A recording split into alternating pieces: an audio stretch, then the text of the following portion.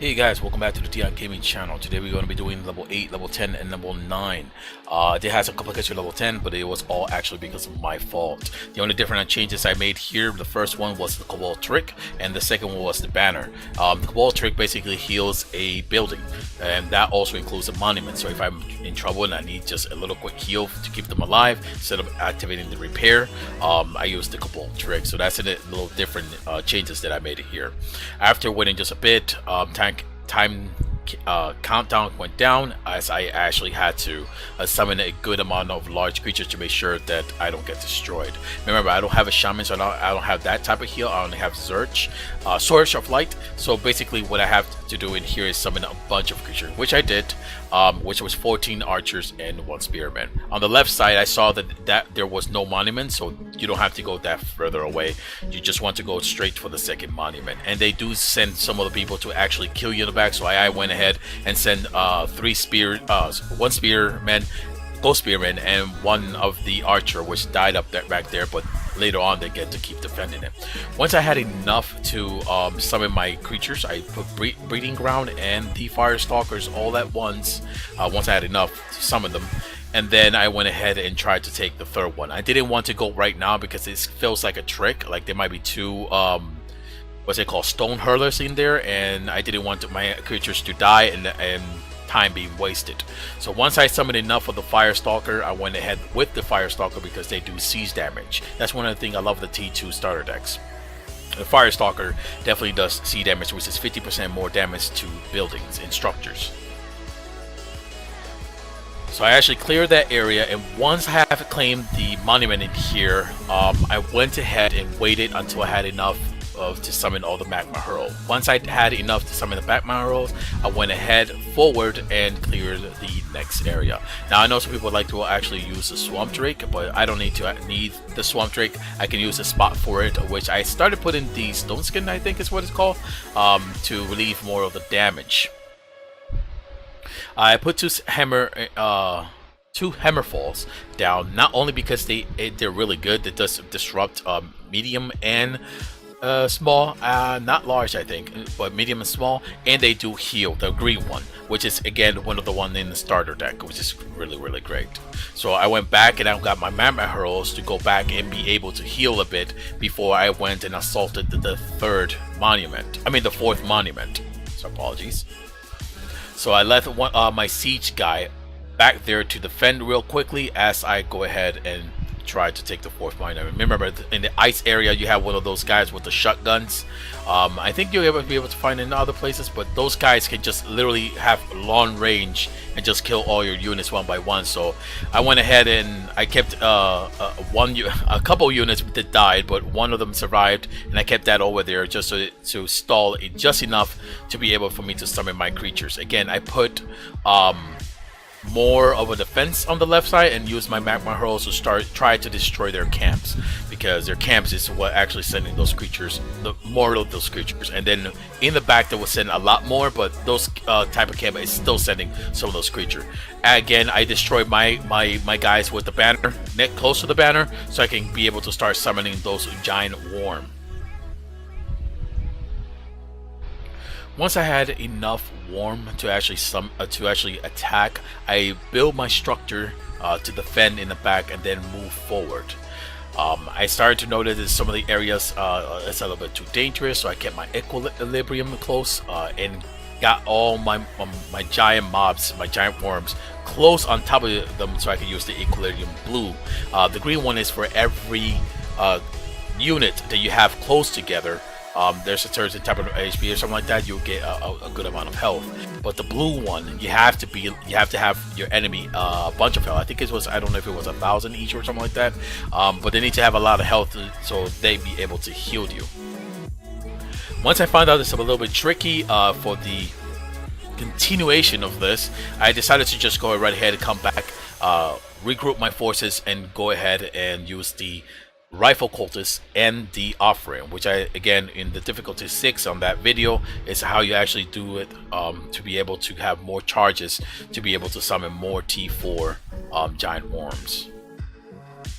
Once I had enough, which as you see, I am close to 120. If you look at the top side, I'm close to 120, which means I can only summon 2 giant worm and that's it. But at the same time, I had to be very careful with what is happening around, in case something comes around and tries to destroy my buildings and stuff like that. Something big or anything like that. So I keep moving forward down, and I kept a very close eye on my creatures. I have regrowth, and I do use stone skin. You have to do it next to a bunch of enemy. And once I finished the game, I said to myself, it's like, yeah, this wasn't as hard as I thought. It's 3,400 gold. This should be really good. So I then go to the T10. And yes, you're gonna see some background somewhere in here, because while waiting, I just watch my videos. Why do I wait to summon again 15 archers and 2 okay, 15 Wind Reaver, 2 Wind Reaver, and 1 Spearman in the back to be able to defend. So as you see, I saw that these guys was actually not fair. They have healers in the back and stuff and such. So I moved my guy backwards a bit so they can chase it and then kill it. Later on, I figured out that they are still sending a lot of them to the bottom and to the left. So I decided to just go ahead, summon the stalkers, and go ahead and finish the camp in there, and then return back to normal. As you see, I fixed up the little outer ring. Sorry, and apologies about that.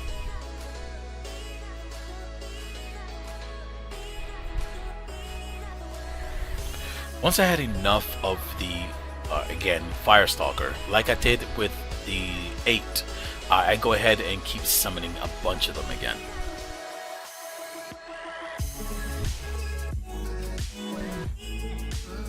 And once I had enough, I move in with all of them, because now I see that the back is not getting attacked. So I destroyed the one in the front, one in the back, to be able to summon more Firestalker. Now in here, I have to be very careful. I have to align my archers on the right side, my siege on the left side, because these ones does hit hard and does interrupt my, as you see, my small medium. So my siege go ahead and try to destroy the left, I destroy the right, and then I have the whole area destroyed. Once I actually claim the monument and the power wealth, I summon again the breeding and the banner, and then destroy all my creatures close to the banner, so I can then start summoning the magma hurls. The creatures that I actually do destroy are the archers, which should be in a couple seconds.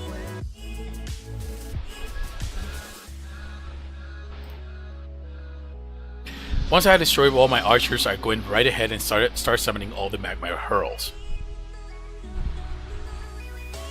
Now, figuratively speaking, since a bunch of them are coming from the right side, and it's much safer to do this, I go all the way around from the back line and try to take the monument that way instead of going for the forward, because I'm still getting attacked from here. So I put one of the sold Necro Blaster, basically, so I can be able to actually defend my monument if something bad were to happen. I don't have to worry about the difficulty of actually clearing the camps or anything like that, because again, magma hurls with Firestalker are just plain old killers.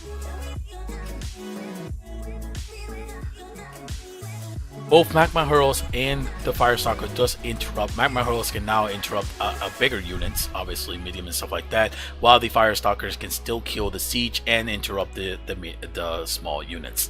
Once I claim again the monument, I am going to use the banner, but I actually made a huge mistake right here, which you're about to see. Since I was looking at the timer, I wasn't actually paying attention, and I summoned the giant worm without having the breeding pool, which is a huge mistake, because it could have gave me like maybe 1 or 2 more giant worms so I can hurry up and try to finish the game.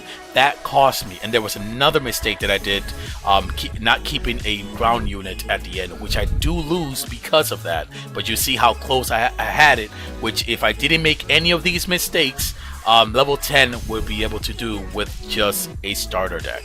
However, we'll keep an attention on that as we move forward.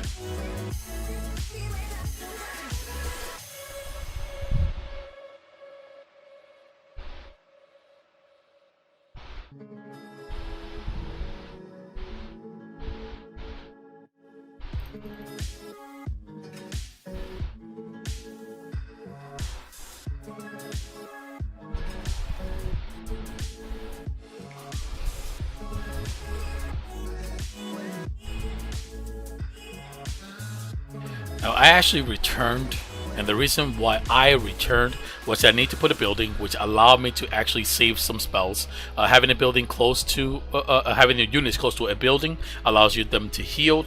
So I went ahead, made some adjustment on my defensive and stuff, and then started offering the rifle cultist so I could start summoning the giant worm. I had enough time to do this correctly, but I made so many mistakes, and that's what cost me the game. Like, so many mistakes, which I shouldn't have made. However, keep in mind that the difficulty 10, I've been always hearing that it's not worth it. I do love that I get 6,000 gold, but I heard that you can actually finish the other tiers much sooner. Like level 9, you can finish much sooner. There'll be a 2k difference in gold, and at the same time, that allows you to have an easier time playing the game instead of like a harder time. Now, if you actually watch the left side, the guy destroyed my breeding ground, which I should have sent in melee. I should have focused the whole area, but I was all over the place. My creatures were dying from the top right, and at the bottom right, my monument was getting destroyed. So I needed to go right ahead and summon it. If that monument was about to get destroyed, I would have used Cobalt trick, which technically, as you see, I do use it. But if it was about to get like really down, like almost destroyed, I would have done it sooner. So here's my mistake. I did not put a goddamn ground creature. Ground creature could also allow me to use the Curse of Oink, which could have just saved me some time to be able to finish the game faster. But that was one of my big mistakes. I just tried to bolster up my defensive, which I did on the right, and I did on the left. But I should have just gone ahead with it and it brought a ground unit. Because when I die, I didn't have to summon a creature all the way from the beginning just to get there. Even worse, I didn't have breeding ground on the back left side, which the 3 units I would have be able to summon them at a lesser cost.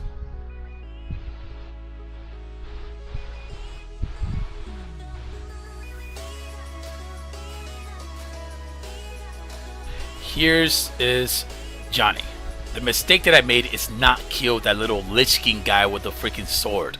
He hits extremely hard, and I really wanted to just kill the camps and then focus him, but he was hitting too hard. And by the time I killed him, my giant worm was getting destroyed, and I didn't have enough spell to actually use the everything else. So I went ahead and said to myself, I'm not gonna quit. I'm just gonna keep going to the end.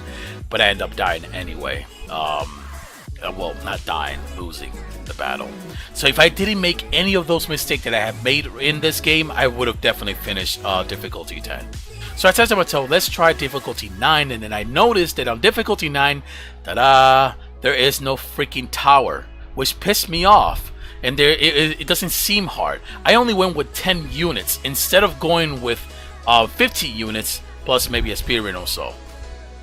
So as you see, I'm just not caring as much. I go ahead and see that they're actually attacking my back, so I only put 2 units in the back, which should be able to handle it. And then in here, I did not know if these wave of mobs were kept going, which later on I find out, yes, they do keep going, and they would have not allowed me to actually claim my monuments because they actually keep going and going and going. So I went ahead and summoned 2 of the Firestalker once I got my monument and just went for it. I went to kill the camp first, because if they keep summoning that, I won't be able to defeat them. And this is why Curse of Oink is such special in the starter deck as well. Now, these creatures die means that the game is going to be a little bit slower because I couldn't use them in the banner. But that's fine. Once I had enough and I be able to claim my monument and such, I go ahead and start summoning the magma hurls. And at this time, since my back is not being attacked, if there's no camp or anything like that, I just go right ahead from the front and try to finish everything up just so I can get to the 4th monument.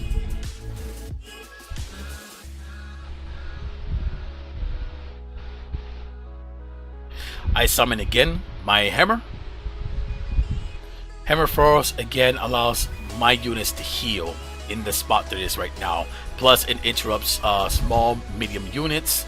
I don't think it's interrupt large, but small and medium viewers does get interrupted by this, which is great, because all I need to do is just go ahead and leave the hammerfall. They'll do just fine, and I just go ahead and summon the banner ahead of time because I need to hurry.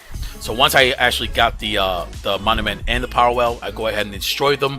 I get a huge amount of power, and from there I go ahead and start summoning the breeding, and then, because I'm not going to forget this time, make that mistake before, I'm not going to make it again, start summoning giant worm. Once I had enough of my giant worm, I went ahead and started trying to clear up the area. Some of the parts did get really difficulty, so I do have to make sure I have enough giant worm. Like right here, the Curse of Oink worked perfectly. I started destroying only 2 of them, just in case if one passed by ahead of me, because I need to not make the same mistake. I need to have a breeding ground somewhere around there to be able to summon the giant worms again. Now I see that it's getting a little bit hectic, so I summon 1 giant worm in the back even without the breeding ground, and then move my my stalker close enough so I can be able to use it. Once my stalker is close enough, I go ahead and kill them and basically summon the breeding ground and stay near it. Because again, the building next to a unit next to the building allow them to heal themselves. So I summon 2 hammerfall, and I summon the breeding ground in it. I am pretty sure I also summoned the banner, because I wanted to use the trick with the offering as well, just so I could keep summoning a bunch of worm. Later to find out that I thought something that was going to be difficult was not difficult at all. My mind was kept in a tunnel where I see that it's going to get hard at the end. It should be really hard. Then out of nowhere, after I finished the game, I was like, what the hell? Where's the next part? Like, wasn't it supposed to be like one more part? And you're about to see that. So I moved my ground creature as well with me in the bottom, because I was going to start using Oink. But then I noticed way at the end that this was actually the last camp. And it was actually better to do tier 9 than doing tier 10. And I will make a video about tier 10 on my real deck, but because it's actually much fucking easy, especially with the Emmy Monument. But again, 4,363, and here's what you have to actually know. In the when it's become the release, this is the tech that you technically should run, without upgrading it with charges or anything like that. But with opening all the boosters, you basically get a better modified. But if you want to just keep your booster stuff like that, this deck can still run. As you already see, you're only going to need difficulty 9, and you don't see the other players doing difficulty 9 in group. They actually do 10 rarely, and most of the time they do difficulty 9. So again, this is going to be the end of this video, and I hope you actually enjoy it. This is a starter deck. Nothing else here comes from a booster pack.